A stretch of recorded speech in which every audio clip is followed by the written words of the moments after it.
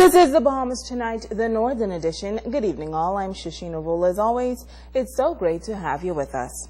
Topping news, the Ministry of Education continuing to invest in the future of the country. Today, the minister, along with other officials, traveled to Grand Bahama to make a special presentation to improve early childhood education on the island. Sabrina Brown reports. The Parent Outreach Program was initiated some 9 years ago under the then Minister of Education, Alfred Sears, when the Early Childhood Care Act 2004 was established. On December 4th this year, the standards and regulations to accommodate that act was passed in Parliament. The goal is to provide intervention for children around the Bahamas who do not have access to early childhood education.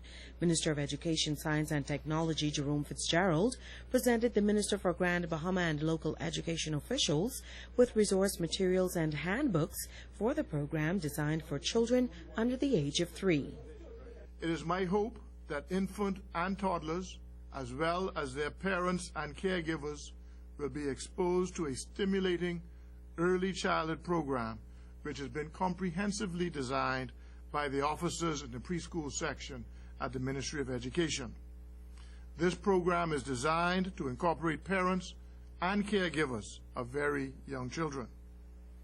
It is our desire in the Ministry of Education and hope that parents and caregivers spend a few hours each week with their children and their neighbors' children to expose them to both the academic and social skills provided in these resource materials.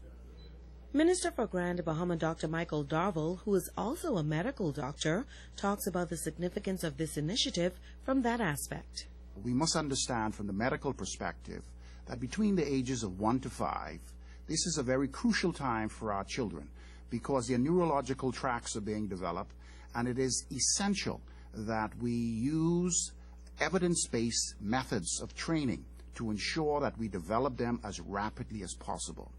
I'm pleased that these materials are state-of-the-art materials.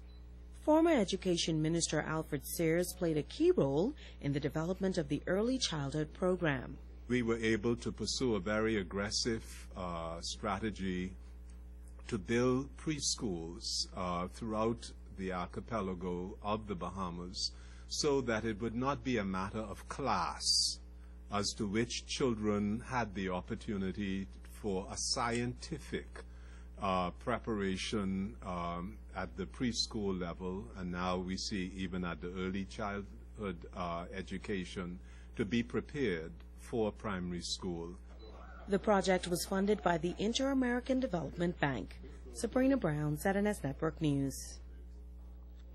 West Grand Bahama Local Government Council has decided to cut back miles of overgrown verges along Queens Highway after multiple complaints that the overgrown bushes limit the line of sight for motorists. Charisma Robinson has this story. Portions of Queens Highway heading into West Grand Bahama were so overgrown that at some points motorists and emergency vehicles could not pull over. Chief Councilor Rosny Cooper says local government had to step in to fix the problem before anything serious happened, so they awarded Campbell's Trucking a $2,000 contract to clean it up. We found that there are two problems. One is that people can't park or pull off the side of the street, and that the pine trees are damaging the main thoroughfare. And so for this reason, we would have agreed to have the pine trees moved for as far as our budget would permit us. Today, about 4 miles were cleared out. The rest of it, he says, will have to be done in phases. We're looking at the most pertinent areas that we consider to be emergency. Around the curve behind us, that bush was directly in the street, and there was no way for any vehicles to pull off. We would have already started to have that removed.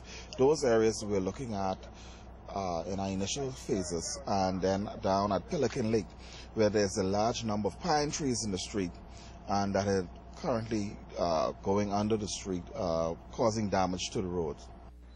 Moving forward, Cooper is hoping that the area will be maintained on a regular basis. There's a direct responsibility of Ministry of Works.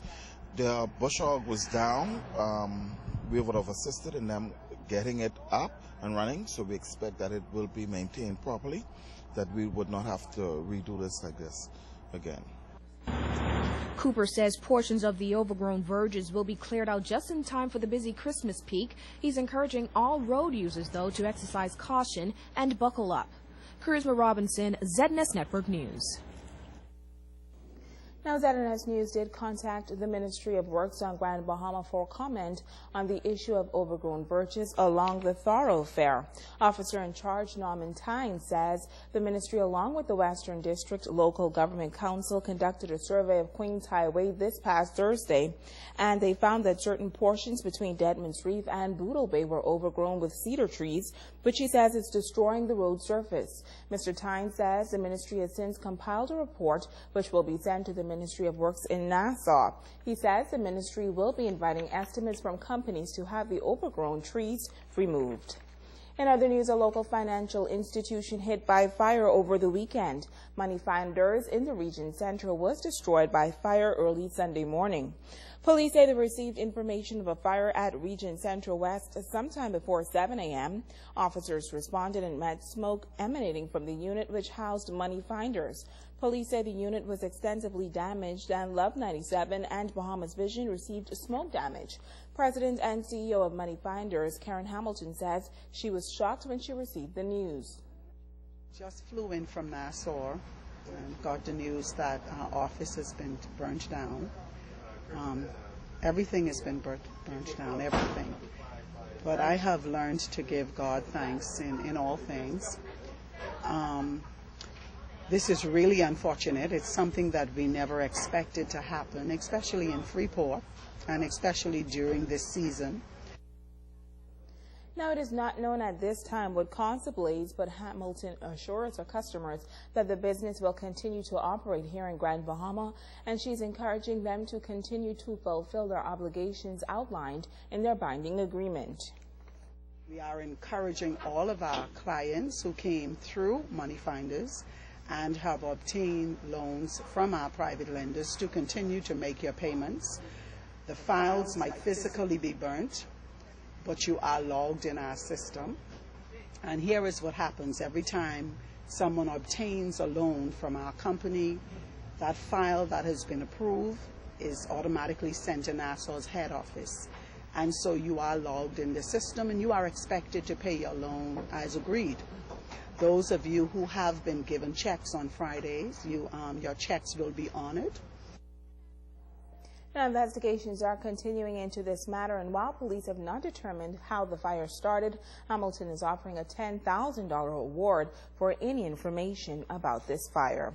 Meantime, police here on Grand Bahama are searching for 2 men for questioning in connection with robbery.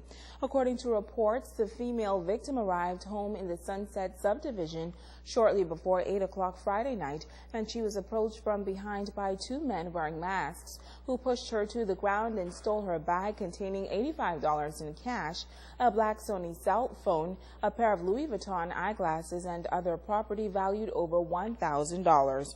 Now, police are appealing to anyone with any information on this matter to contact them at 350-3107 or 8-911-919 or call your nearest police station. Stay with us. The Bahamas Tonight, the Northern Edition, continues right after this. Baby. It was all a dream. I used to read Word Up magazine, Salt and Pepper and Heavy D up in the limousine, hanging pictures on my wall. Every Saturday, rappers pack Mr. Magic Molly Mall. I let my tape rock till my tape